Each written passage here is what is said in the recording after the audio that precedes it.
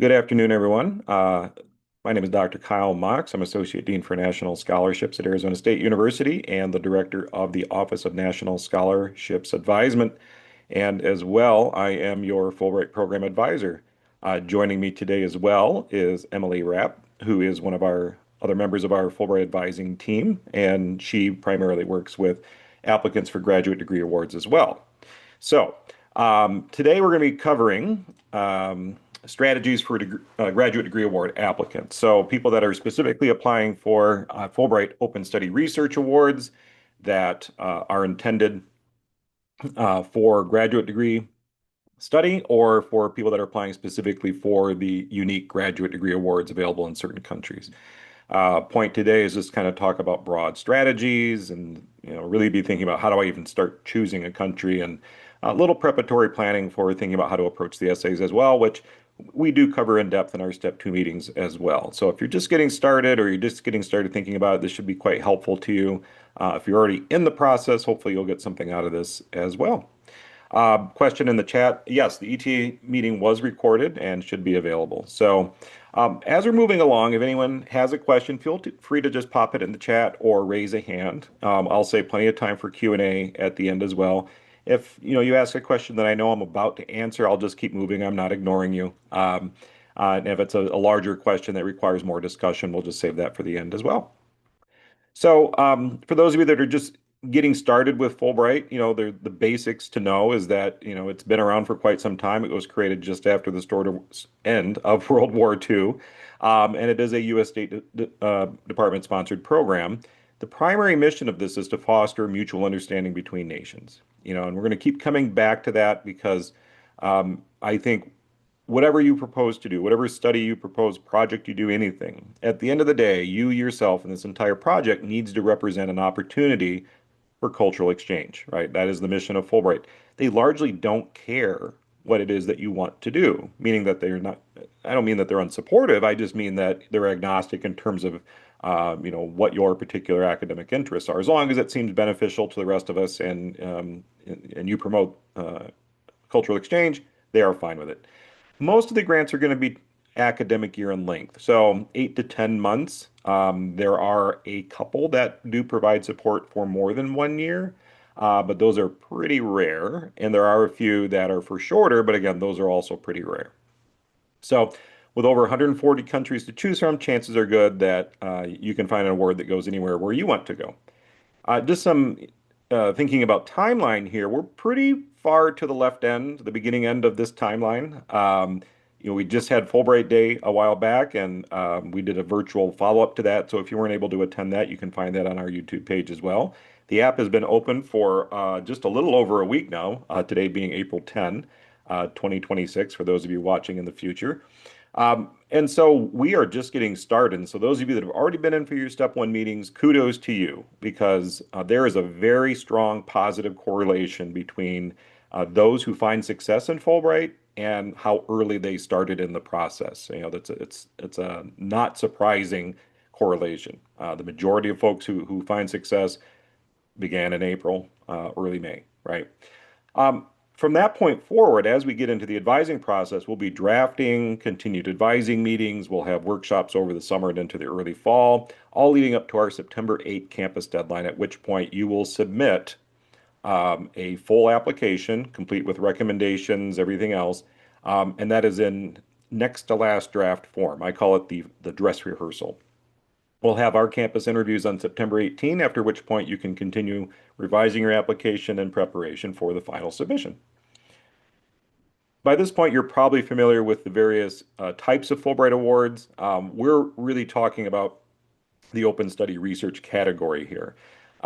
There are graduate degree awards, which is our main topic here today, creative and performing arts awards, and there are some country-specific awards that are unique to the countries. Maybe you've seen some of them already, right? Too many and too narrow to talk about right now. Those all require a 6,000 character maximum length statement of grant purpose, which we'll talk about a little bit today, right?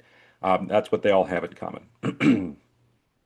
So in terms of benefits, just know you get full tuition support in most cases, not all. They generally are for 1 year, and you can submit them as a country-specific award because, say Finland offers awards at specific universities or just part of the general open study research category. Again, that varies by country. And if you've been through a step one meeting, you've seen us show you how to navigate, and figure out which award is what and whether or not you're an eligible or competitive candidate for that specific award, right? So just keeping in mind those general benefits. One might ask why you'd want to apply for a graduate degree award that does not provide tuition support. Well, there are several reasons. One, they may be leaving this up to the discretion of the universities to which you apply, many of which would provide you a tuition waiver on their own.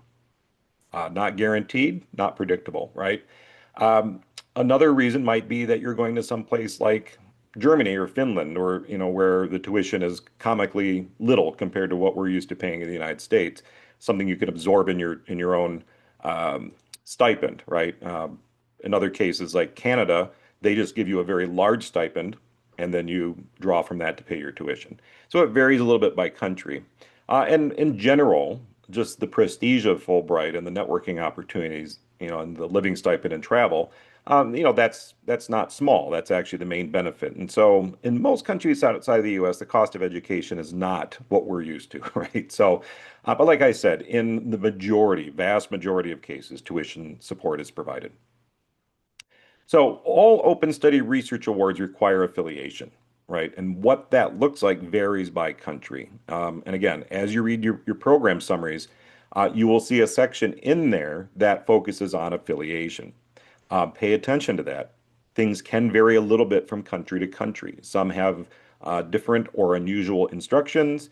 The majority of them are going to say, if you're going to pursue a graduate degree award through this Fulbright program in this country, you must secure admission to the university. So that's why I say matriculation equals affiliation. Say that one 5 times fast, meaning that you will submit your Fulbright application on the premise that you are later going to apply for admission to this graduate program sometime after October, the first Wednesday in October. Um, that might seem like flying without a net, to mix the metaphor, right? We are sipping off a Fulbright award hoping that we get admitted to a university. Yes, absolutely. That process will resolve itself about the same time as the Fulbright process resolves itself. So by the end of January, you will know if you've been shortlisted as a semifinalist and are going to be handed off to the host country for final review and selection, right? They are not going to offer you a Fulbright award if you are not admitted to your university. They are in communication. They will check that before that occurs. Um, the admission part is fairly non-dramatic compared to U.S. Admission drama. There are, with rare exceptions, a couple programs in the UK, a couple programs in France. Uh, Admissions is not as cutthroat as it is in the US, right? They're generally going to admit people that meet the requirements and have a good reason for coming. It's not as tight as it is here in the US. So don't panic about that too much. And hopefully, if you follow the instructions we have here, you'll have made a good choice and you're selecting a program to which you're highly admittable. Um, in almost all cases, everyone I work with that applies for a graduate degree award does get admitted to their chosen university. They may not get offered graduate degree award funding from Fulbright, but they're still admitted and then have a choice to make. Do I still want to do this on my own dime? Or, was Fulbright really the hinge on this? Yeah, and I've even talked to a couple people already that are deciding, you know what, I'm going to go anyway. I didn't get the funding, but I'm still going to go. And I've worked with many that have decided to do that. Um, a conventional research proposal, right? If you're proposing an independent research project, you have to have a letter of invitation from a scholar in that country. Now, for graduate degree awards, you typically don't, unless they say otherwise. There are a couple countries, that do. Um, I think it's still an asset to your application if you can get a letter of invitation from a faculty member, particularly if you are applying to the UK, because all of the programs in the UK are very competitive, meaning single digit selection rates. I think it helps your case tremendously if you can get a letter from a faculty member that you reached out to and said, I'm very interested in coming to this program. I'm really interested in working with you on this particular project or in your group or in your lab. Don't feel like your application is less than if you don't get this, but it's as an opportunity to make it more than, right? If you can secure that kind of letter. There are a couple of countries that actually do stipulate that they require this, but don't freak out about it. That's something we can talk about later in continued advising. So again, that award is contingent upon your admission to the university.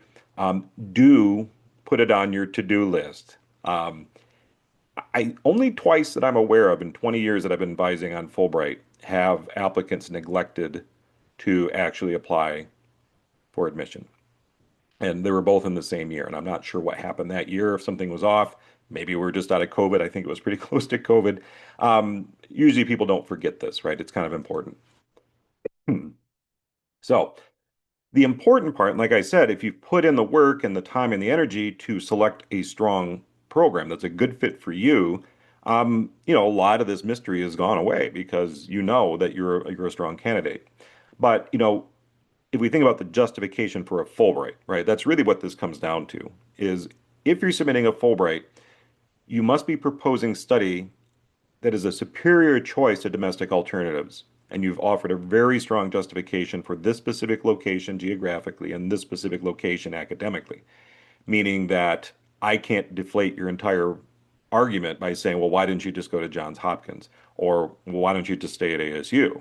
If you don't have a counter argument to that, this is not a good application, right? So you got to be able to say, oh, no, this university is the only one I'm aware of that offers this particular degree. Or, oh, they have this research institute there. Or, oh, this faculty member is the person in this particular field. Or, if I study here, this will actually give me access to volcanoes, right? And so we had somebody that was interested in volcanology, right? And so pretty good argument for why they wanted to go there. Ideally, it's a combination of all threes. There's justification for this location. You have access to certain things that you wouldn't here. Um, there's access to expertise, there's access to facilities, and just sort of the general design of the program that you're looking at. It should be a compelling next step. You cannot win a Fulbright by approaching graduate study as a gap year, right? This has to be the next step. If you want to do a gap year, really look at ETA. But if you want to, really move forward in your academic career and professional career, you should be prepared to make that argument. That being said, a lot of times I will meet applicants who, well, I've always been interested in painting, so I have a minor in art. Or I've always been interested in creative writing, and I've been working on a novel on the side. It wouldn't make equal sense, and people would think I was silly if I flipped that over and said, even though I study creative writing, I've always had a strong interest in dentistry, and therefore I'm applying to a dental school, right? But for some reason, when we want to pursue arts and new fields of study, international relations, human development, if you don't have a sufficient background to be easily admittable into the graduate program, this is not a good application. So what I say is like, this is not the time to jump horses, right? This is not the time to start a new endeavor. You need to have a compelling case that you are a strong candidate for admission to this program. And if you're not sure about that, that's something we can go through. Does it mean your major has to match the graduate degree? No, not necessarily. And that's not really the way graduate study worked, particularly outside of the US. But you need to have the preparation in order to succeed in this program. And that's something that we'll look for. And you also need to be able to explain how this graduate degree program connects to your future goals. In fact, one of the questions in the Fulbright application specifically asks you to talk about the future. So if you're doing this because it sounds like fun and a great way to kill a year, you're going to run out of real estate pretty quickly. But if you're able to articulate how this extends your trajectory and how this enables you to more efficiently get to the next phase of life, then you're in a good place. And also, there needs to be alignment with Fulbright. Again, your overall application, your presence in that country needs to promote mutual understanding and cultural exchange. If the premise of your application is I'm going here because it's the best school for this particular chemical engineering process, great. I'm going to go to lab, I'm going to go to class, I'm going to come back to my flat, and I'm going to do homework. I'm like, no, that's not a Fulbright application. You need to address that. Like, why does it matter specifically that you're going here? Who are you going to work with? How are you going to promote, U.S. interests? How are you going to learn from your host? And, why does it matter that you went there? I had an applicant years ago, actually one of my first applicants ever, who wanted to do nuclear reactor design. and she was a nuclear engineer. This was at a different university, nuclear engineering major, and she wasn't yet a nuclear engineer. And so she wanted to go to CERN in Switzerland. And her original proposal was full of schematics for nuclear reactors and a bunch of jargon. And I don't understand this. I'm like, why does it matter that you're going here to study nuclear reactor design? She's like, well, it's the best. I'm like, well, think about this a different way. Why does it matter you're going to Switzerland, to Europe, to this international research center to study nuclear reactor design? And then she started to get it. She's like, oh, well, there's people there from 130 different countries and blah, blah, blah, and really thinking, why does it matter? What's the difference between studying nuclear power in Europe as opposed to the US, right? And then the application started to gel, right? Because again, you are writing to non-specific audiences, right? These are people who are familiar with this part of the world, but they're not familiar with your topic necessarily, and so you have to be kind to them. Now, in terms of how they evaluate, they are going to first and foremost look at the validity and feasibility of the work you're proposing to do. Meaning, does it make sense, right? Um, does your background align with what you're proposing and what you want to do in the future? But also, are you prepared? And can you do all this in a year? And are the resources in place? And do you have the language proficiency requirements and so on and so forth? Part of that's your academic transcripts, part of it might be your research experience, part of it might be your professional background. Um, they also want to see evidence of community engagement, and that can look like a lot of different things. We might call that leadership, but are you a person who gets out there and does things with people, right? That's the easiest way I can explain it. And that looks like a lot of different things. Ideally, there would be a strong connection between those things you do with other people and the academic work and professional work that you are proposing. That would be nice. Or, you've worked to draw those and connect those dots for us. Later in the summer, we will be doing sessions that we call Fulbright simulations. And these are opportunities for you to come and live read applications as if you are on the National Selection Committee. And what most participants have noticed in the past is that the applications where the dots are clearly connected, where there's a strong correlation between the previous activities and previous academic work and proposed study and then future plans that make that clear, those are the applications that really stand above the crowd, not necessarily the ones with the best grades or the ones with the most impressive list of awards, right? So the good news is that's under your control. Um, they may look at previous experience in country, and I put an asterisk by that to remind me to point out that um, that can go in both directions. A lot of applicants ask, I've been there a lot before, I've been there a couple times before, should I not apply? Is that too much? The answer is probably not, right? If you've been there on a study abroad, anything less than a full year is not significant as far as Fulbright is concerned. If you're there on a military deployment, not significant. If you were there and had a full-time job and an address, that might be too much, right?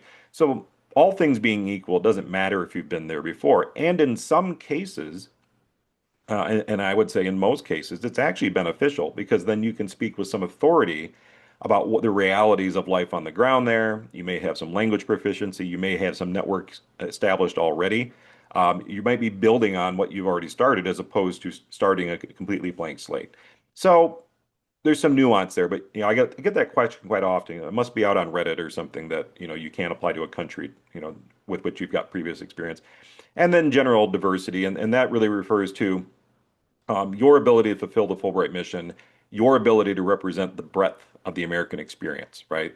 They're not keeping a tally necessarily of certain demographic factors, but they want to get people from not East Coast schools, and they want to get people from a broad range of economic backgrounds and intellectual interests and life experiences and ages and all sorts of things. So when we're talking about validity, again, it is relevance to the Fulbright mission. It's relevance to your own goals, and hopefully those things coincide. You've made the case that this is best done here with these resources. And is the project compelling? Is it timely? Does it seemingly provide benefit to society, right? Or are you just navel gazing here? Um, I firmly believe that every proposal can be made socially relevant if you just sit down and think about it. We're not all trying to cure cancer and solve world hunger, right? But every, I think, academic pursuit can be made socially relevant if you take the time to do so and if you remember to do so. Um, Feasibility talks about preparation. the timeline, I've never told an applicant, oh, there's just not enough here. It's always, there's no way you're going to be able to do all this in a year. There's no way you're going to be able to do this in a month, right?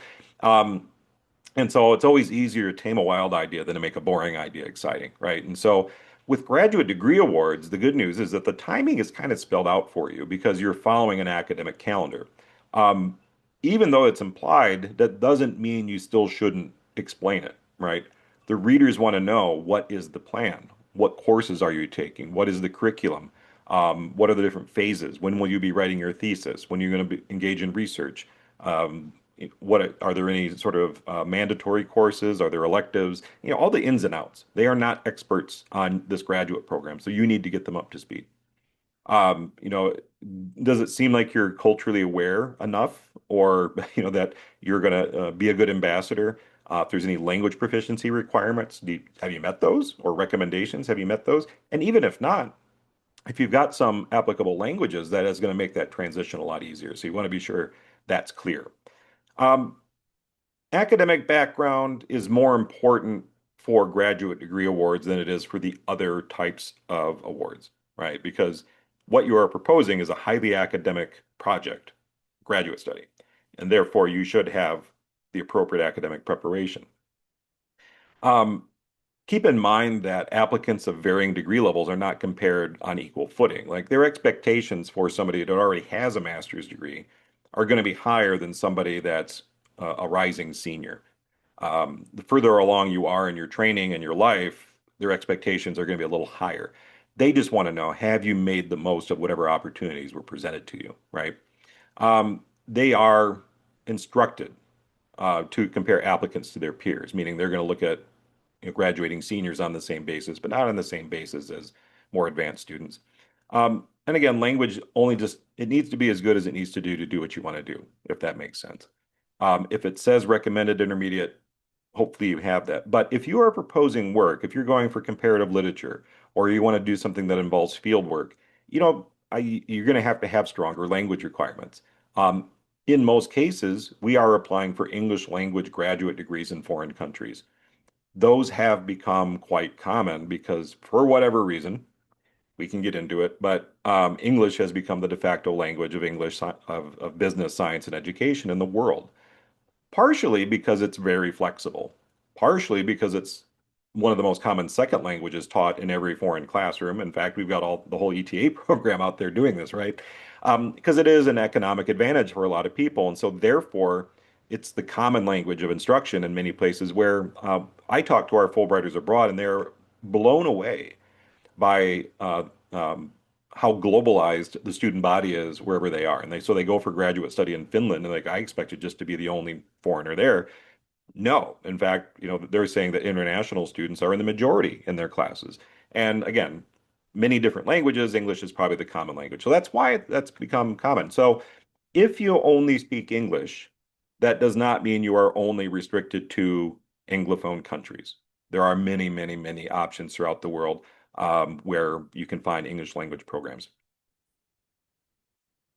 Engagement is a must, and there is a new question on the Fulbright application, new as of last cycle, that asks you to specifically address this. In your Fulbright year, how will you engage with your community? I also do think that it should be integrated into your proposed work. It should be clear that the work that you're doing, your time at this university, is also going to involve you engaging with your host community, whether that's through extracurriculars at your university, community service projects, taking extra language courses or things like that, seeing important sites, visiting libraries, galleries, things like that. Specific, specific, specific.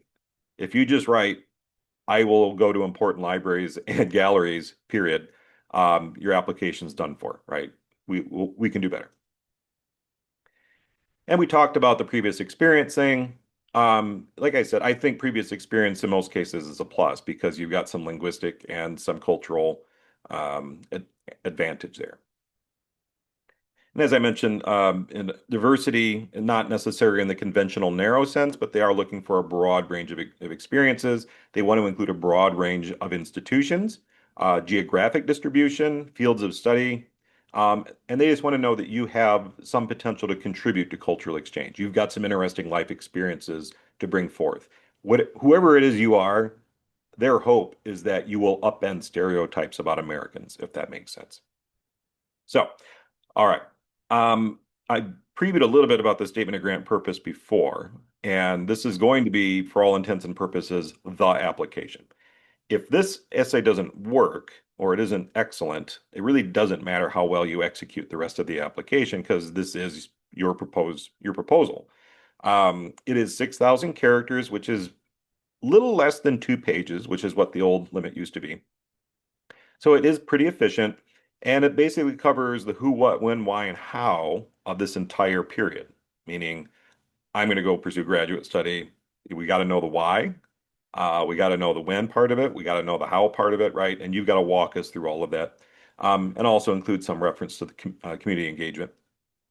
So as you begin drafting, and again, we'll go through this in our step 2 meetings, and then we'll have a lot of resources for this on Canvas as well to help walk you through this.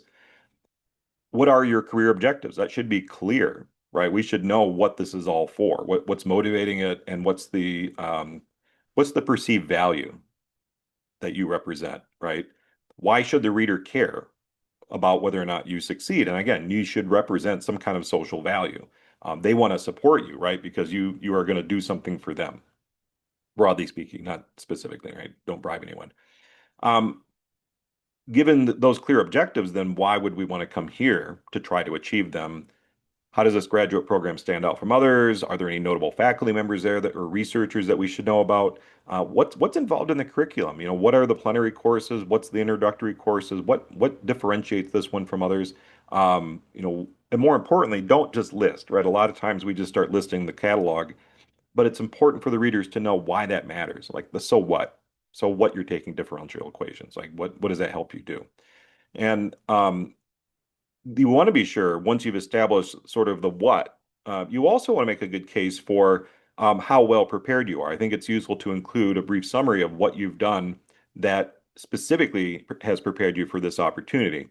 And we also want to make it clear that this overall project represents, again, the cultural understanding opportunity, thinking about what's notable about the location here, and thinking about the immediately after. So immediately following the completion of my Fulbright year, I will blank, right? That's really how the essay should end. Via Canvas, we do have a Google sheet that a previous Fulbrighter actually designed and approved for us to share with you as a means of comparing different graduate degree programs. And so you can think divergently and actually compare this out. And I'll see about actually including a link to this in our follow-up email because it's a good way to put everything in one location as opposed to just scribbled in your notes or something like that. Previous applicants have found this very useful. In terms of how to evaluate, what to think about, obviously location is first. Thinking, why does it matter if I'm in Paris or Marseille or Munich or Berlin or wherever, right? Is there any relevance there? Really important are the key faculty. Your audience on the National Screening Committee are almost entirely faculty members themselves. And therefore, the only people that they think are valid are other faculty members, right? But no, I'm kidding. What they come to understand is that expertise has value, and that is one of the main reasons why we go where we go. Graduate programs don't have the same sort of blanket prestige that undergraduate programs do in the US, if that makes sense. When you tell somebody, "Oh, I'm going to school here," and they go, "Oh, that's a good school." They don't really know. They've heard of it before, right? As opposed to graduate study, when you talk to somebody who knows, you say, "Oh, I'm going to graduate school here." And they're like, "Oh, who's teaching there?" That's always the first question, right? They want to know who are the big names there. And that can be at a wide range of places. So the reputation and ranking, if that's known, is important, right? If there's anything notable about the admissions requirement, you want to make it clear to the audience that you meet or exceed those. Because again, they don't know, and they're not going to take the time to look it up. If there's anything notable about the curriculum that's unusual or that you couldn't find in the US or at another institution, are there any resources or facilities there?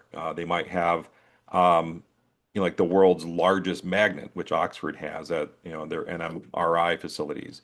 Another person we're working with wanted to go to Nottingham because They had a particular quantum physics machine, let's just say that, that was unique, right? And wasn't available anywhere else. And so those kinds of resources are essential to point out because you really hit that compelling argument right there. And then if there's opportunities within, if you're interested in international economic development, do they partner with nonprofits or NGOs? Do they have opportunities for you to get out into the community? Are there opportunities to engage in citizen science work or things like that, right? There might be some extracurriculars there that fulfill both your academic development and that community engagement part. So we want to look deeply at that.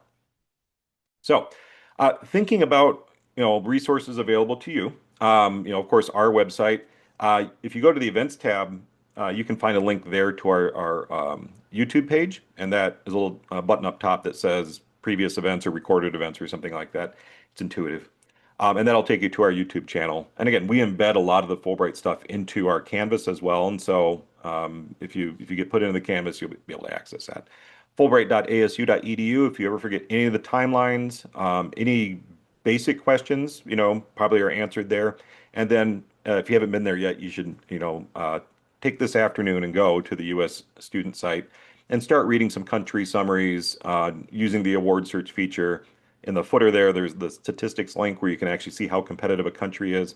Um, I'm willing to bet, see how many people do we have here today? We've got 18 potential applicants. I'm willing to bet at least five of you are thinking UK. So I strongly encourage you to go look at the statistics. In terms of advising, I see several familiar names here that have already gotten in for their step one advising. Kudos to you. If you haven't gotten in yet, you can schedule appointments through our website. Um, I encourage you, in fact, we require you, if you haven't done so already, be sure that you've submitted the Fulbright intake questionnaire first, right? If we see you pop up on appointments, we're going to make you do it anyway if you haven't done it. And if you do that, you'll get very specific instructions on next steps anyway. So you can find that at fulbright.asu.edu. And once you begin your adventure, you'll actually choose one of these three pathways. If you're here and you're still shopping, you're welcome to schedule a research or arts appointment. You're welcome to schedule an ETA appointment. That's fine. You can always change later. You're not committed until we press submit in October, right? But if you're here because you're pretty serious about applying for a graduate degree award, schedule a graduate degree intake meeting or a step two meeting, and off we go. So. Thank you for your attention. I'm happy at this point to answer whatever questions you have. And Emily is here as well, and she's been doing wonderful work with a bunch of our graduate degree award applicants. And yeah, so you're welcome to pop them in the chat or unmute yourself and ask them online.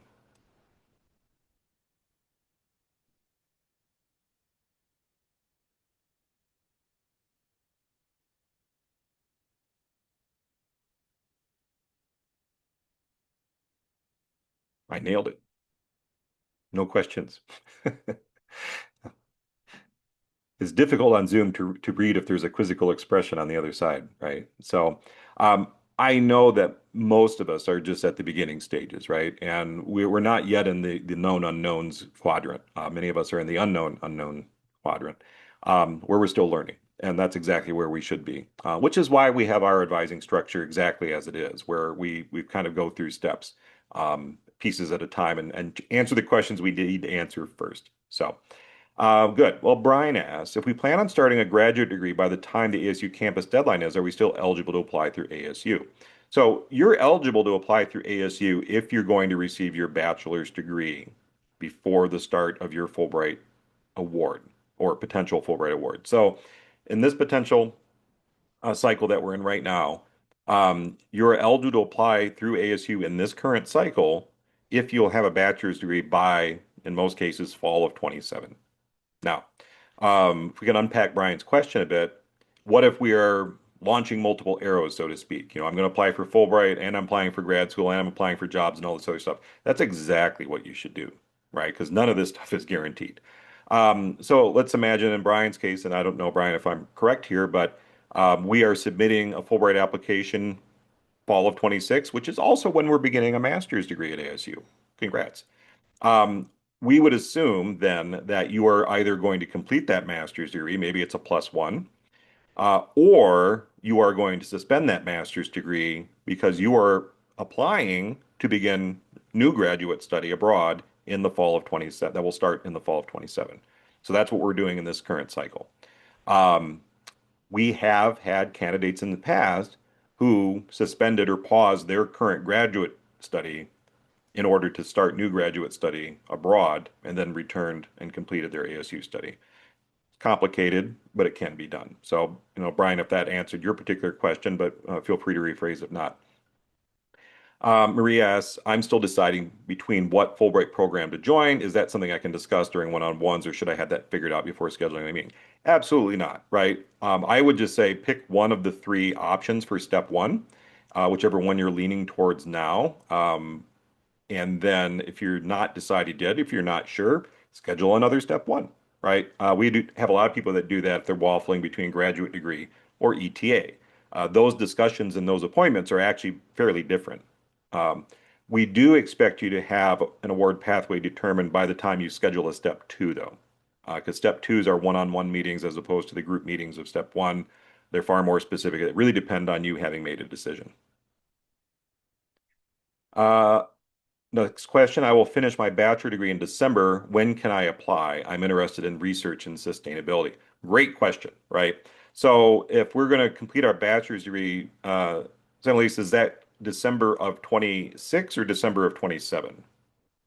Because if we're December of 26, no problems, right? You are completed well before the fall of 27. If it is December of 27, that's going to be problematic, right? Because the majority of the graduate degrees that we're talking about would be starting in August or September of 2027, correct? Except the very small number that have flexible starts and a slightly larger but still very small number of programs that are in the Southern Hemisphere. For example, Australia, which has the opposite calendar that we do. So they actually begin their academic year in January. We have had applicants that have done that. They graduate from ASU in December of that award year, but they actually aren't starting their study until January.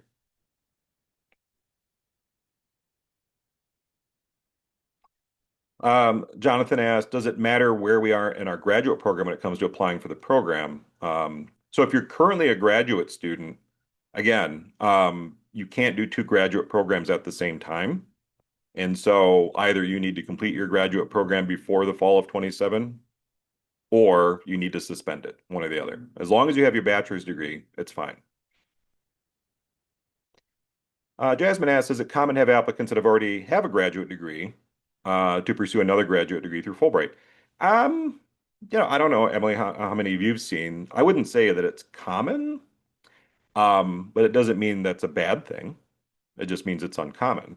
As long as you can explain or justify why for instance, a second master's degree is what you need to accomplish your goals, we have no problem, right? If it's completely unclear why we're going to school some more, then we have a problem, if that makes sense. Good. High quality questions. Any other questions before we turn you loose for the weekend? It's a terrible way to encourage people to stay online. Good. Well, thank you all for your time and attention. And again, you'll get a follow-up email with a link to this recording. If you haven't been in for your step one meeting yet, or if you haven't completed the intake form, please go ahead to fulbright.asu.edu, fill out that intake, and we'll get you off and running. All right. Have a great weekend all.